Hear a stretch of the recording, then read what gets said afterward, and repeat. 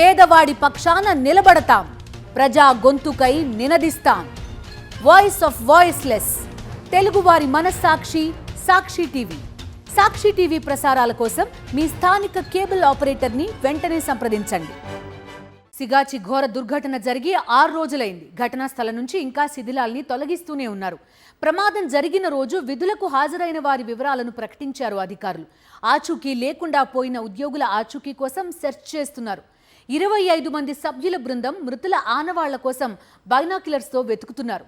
మరోవైపు ఈ దుర్ఘటనలో మృతి చెందిన వారి సంఖ్య ఇప్పటికీ 40కి చేరింది. సిగాచి ప్రమాదం జరిగిన రోజు 143 మంది కార్మికులు విధులకు హాజరయ్యారు. అందులో 23 మంది వివిధ ఆస్పత్రుల్లో చికిత్స పొందుతున్నారు. ఆస్పత్రిలో చేరిన వారిలో 12 మంది డిశ్చార్జ్ అయ్యారు. కాగా ఈ ప్రమాదం నుంచి 60 మంది కార్మికులు సురక్షితంగా బయటపడ్డారు. ఆస్పత్రిలో చికిత్స పొందుతూ మున్మున్ చౌదరి అనే మరో కార్మికుడు మృతి చెందడంతో మొత్తం మృతుల సంఖ్య 40కు చేరింది. ఇప్పటి వరకు 34 మృతదేహాల గుర్తింపు పూర్తవగా పఠాన్ చెరువు ఏరియా ఆస్పత్రిలో 5 గుర్తు తెలియని మృతదేహాలున్నాయి.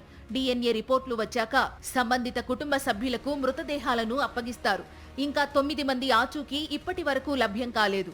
ప్రమాదంలో వీరంతా మృతి చెంది ఉంటారని భావిస్తున్న అధికారులు వారికి సంబంధించిన వస్తువులను వెతికే పనిలో ఉన్నారు. శిథిలాల్లో దొరికిన ఐడి కార్డులు, కళ్లజోళ్లు, ఆధార్ కార్డులు, డ్రైవింగ్ లైసెన్సుల్ని ఉన్నతాధికారులకు అందించారు. అయితే అధికారులు 9 మంది ఆచూకీ మాత్రమే దొరకడం లేదని చెబుతుంటే, కంపెనీ వద్ద 14 మంది కార్మికుల బంధువులు తమ వారి ఆచూకీ చెప్పాలంటూ అధికారుల చుట్టూ తిరుగుతున్నారు. సిగాచి పరిశ్రమ ప్రమాదంపై ప్రభుత్వం విచారణను వేగవంతం చేసింది. గురువారం వచ్చిన హైలెవెల్ కమిటీ, శుక్రవారం వచ్చిన మరో కమిటీ వేర్వేరుగా దర్యాప్తు చేపడుతున్నాయి. ఓ కమిటీ కంపెనీ మిషనరీ ప్రమాణాలు, భవన నాణ్యత, కంపెనీలో వాడే ముడిసరుకులు తదితర అంశాలపై దృష్టి పెట్టగా, మరో కమిటీ ప్రమాదానికి ప్రధాన కారణాలు, మృతులకు సంబంధించిన వివరాలు తదితర అంశాలపై దర్యాప్తు చేస్తోంది.